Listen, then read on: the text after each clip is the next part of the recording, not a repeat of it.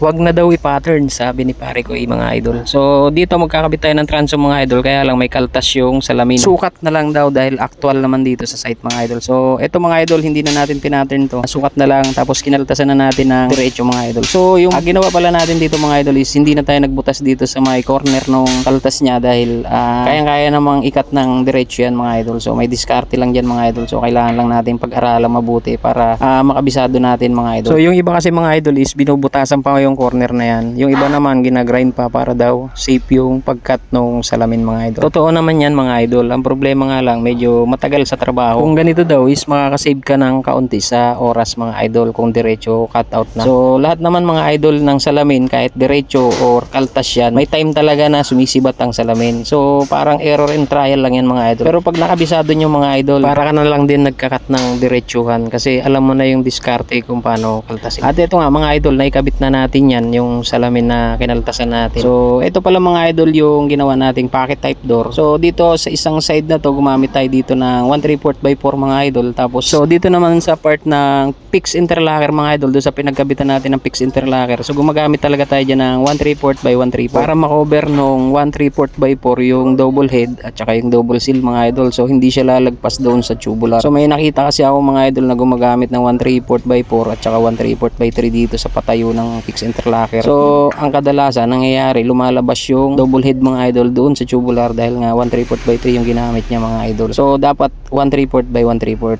para cover lahat. Thank you so much pala mga idol sa palaging panonood ng ating mga video at saka sa mga bagong subscriber at saka sa mga bagong followers mga idol.